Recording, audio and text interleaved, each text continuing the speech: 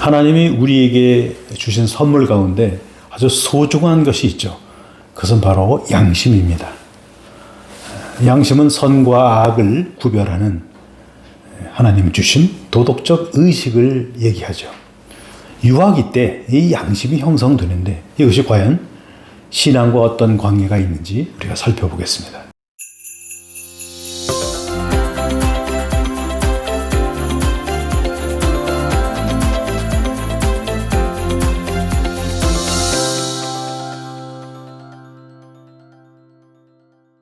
자, 양심의 형성은 만 4세부터 5세까지 이루어지는데 헨리 나우에는 이것은 인생에 있어서 굉장히 중요한 사건이라고 얘기합니다.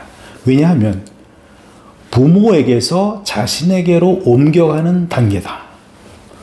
즉 아빠와 엄마의 어떤 가치와 판단과 기준이 이제 자기 아이한테 고스란히 넘어가는 그러한 단계를 말하는 것입니다. 예를 들면 말썽꾸러기 여동생을 때리지 말아야지. 하지만 아빠가 싫어해서가 아니야. 내가 그렇게 하기 싫어서야. 때리는 건 나쁘니까.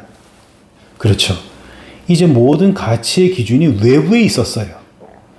부모에 의해서 그 주체가 있었는데 이제 서서히 아이에게로 그 내면의 가치 기준이 전환이 되고 또 자신의 성품에 이것이 통합이 되어서 자라난다 하는 것이죠. 그러나 놀랍게도 이 절대적 좌표였던 부모에 의해서 서글프게도 아이들은 실망을 하게 됩니다. 그래서 그 신뢰가 무너지기 시작하는데 아빠가 어느 날 주차 금지 구역에 막 주차를 하게 되어서 아이는 아빠 거기는 주차를 하면 안 되는데 아이 바빠서 그래. 또 엄마는 자신이 여기에 아이가 있는데도 불구하고 전화할 때 그만 거짓말을 하는 경우도 있지 않습니까? 우리가 살다 보면 그런 일이 생기는데 근데 아이들은 생각보다 의외로 심각하게 받아들입니다. 알고 보니 우리 엄마 아빠도 그저 평범한 사람이구나. 절대적이질 않구나. 계속해서 우리 엄마 아빠를 내가 의지해도 되나 하는 의구심이 싹트게 되고 이 불완전한 이제 부모에 대한 그래서 또 막연한 어떤 절대적이고 전능하고 불변한 어떤 가치를 지닌 인격체를 서서히 갈망하게 된다는 사실입니다. 이것이 우리가 기독교에서는 하나님 아버지를 뜻하기도 하죠. 자, 이 양심이라는 것은 지금 살펴봤듯이 늘 고정되어서 불변한 마치 북극성과 같이 우리의 선과 악을 이렇게 구별해주는 절대적인 것이 아니라 이것은 가끔 훼손도 되고 또 딱딱히 굳어졌다가 나중에는 마비도 되기도 하는 것입니다. 자기 자신이 양심에 반하는 행동을 또 반복해서 하다 보면 또 양심이 무뎌지는 경우도 있고요. 또 주변의 다수가 양심에 반하는 행동하는 사람이 많을 경우에는 거기 또 양심이 마비될 수 있다는 위험성을 가지고 있습니다. 그래서 바울은 디모데전서 4장 2절에 화인 맞은 양심이라는 말을 쓰고 있는데 영어로 하면 sealed with a hot iron, 뜨거운 철에 의해서 인증된, 도장을 누른, 불도장이 된 그런 얘기죠. 즉 인두로 짐승이나 노예의 살갗에 찍은 흔적을 얘기하죠. 소유를 표시하는 건데 그래서 피부 기능을 마비시켜서 소유주가 자기 것을 확인하는 그런 작업이죠. 우리의 상태가 그렇다는 거예요. 진리에 대해서 무감각하다는 거. 예수 그리스도 그분은 길이요 진리요 생명인데도 예수가 이 땅에 오셨으나 아무도 그를 알아내지 못하고 어둠과 죄악이 있었다는 것을 우리가 알듯이 그래서 우리는 사단의 소유물, 사단의 노예가 될 수밖에 없는 그렇게 화인 맞은 양심이라는 표현을 쓰고 있습니다. 자, 그럼 이것은 기독교에서 예수 그리스도 안에서 그 구원이 일어날 때 어떻게 이것이 회복되고 어떤 형태로 나타나는가 하는 것을 우리가 살펴보겠습니다. 그렇죠.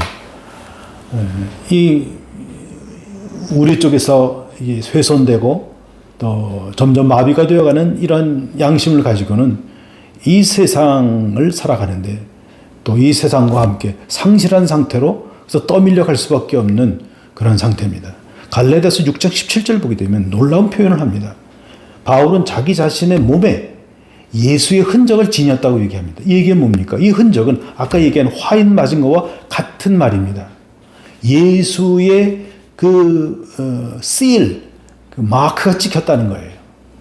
근데 이 마크는 따로 찍힌 것이 아니라 자기가 가지고 있었던 그 화인 맞은 것과 이것이 치환이 됐다는 것이에요.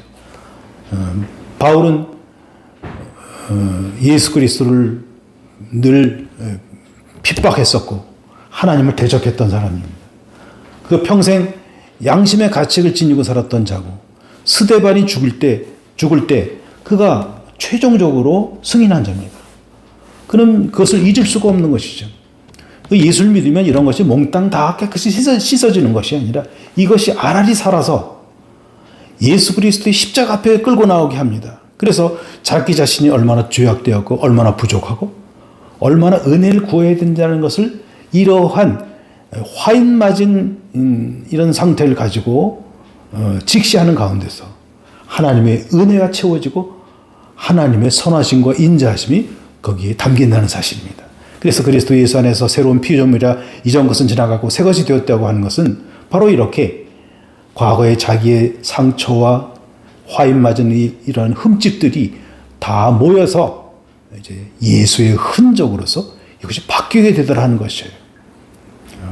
구약의 인물 가운데 야곱을 우리가 살펴보면 야곱은 한마디로 자기 이름 자체가 사기꾼이에요. 약탈자라는 뜻이에요. 얼마나 그가 양심에 위배되는 일들을 밥 먹듯이 했는 걸 알 수 있죠. 그러나 그가 하나님이 그를 이스라엘 대표하는 그런 족장으로서의 영광을 그에게 부여합니다. 그 움푹 패인 그 흔적, 그 상처 위에 하나님의 축복을 담습니다. 그래서 야곱의 축복이 구약의 인물 가운데서 가장 승하다 하는 것을 우리가 알 수 있죠. 자신이 말하기를 내 축복은 내 부여조의 축복보다 크다.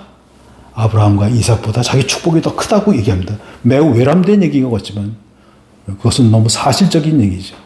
자신의 잘못된 것이라는 흔적 위에 하나님의 은혜, 지금식으로 얘기하면 예수의 흔적이 거기에 담기게 되었다는 사실이죠.